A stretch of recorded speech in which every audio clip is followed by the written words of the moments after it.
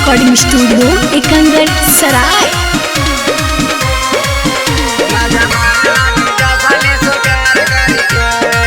Presented by Kriska films. कौने करा नवा सपनावा में आइलो जीजा साली दोनों विचार करके। कौने करा नवा सपनावा में आइलो जीजा साली दोनों विचार करके। मजा मारेला साली जीजा से प्यार करके। मजा मारेला जीजा साली से प्यार करके।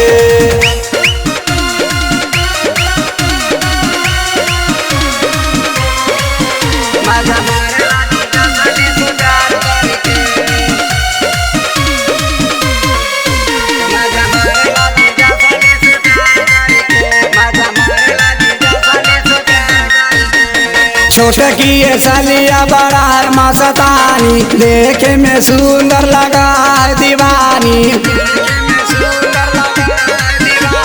छोटकी ये सलिया बड़ा मस्तानी, देखे में सुंदर लगा दीवानी। चढ़ल जवनिया दुलार करके, चढ़ल जवनिया दुलार करके। मजा मारेला साली जीजा से प्यार करके। मजा मारेला जीजा साली से प्यार करके।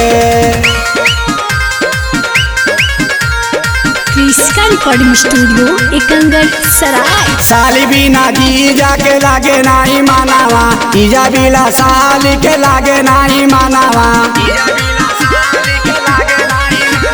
साली बिना जीजा के लागे नहीं मानावा, जीजा बिना साली के लागे नहीं मानावा। चुम्मा लाए इंतजार करके, चुम्मा लाए इंतजार करके। मजा मारेला साली जीजा से प्यार करके। मजा मारेला जीजा साली से प्यार करके।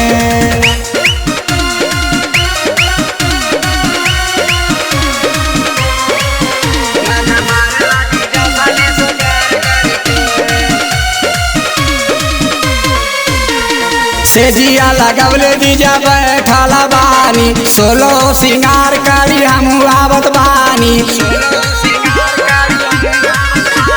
सेजिया लगवले जीजा बैठला बानी, सोलो सिंगार करी हम आवत बानी। हंस खुश दोनों जोगाड़ करके, हंस खुश दोनों जोगाड़ करके। मजा मारेला तू सेजिए पर प्यार करके। मजा मारेला जीजा साले से प्यार करके।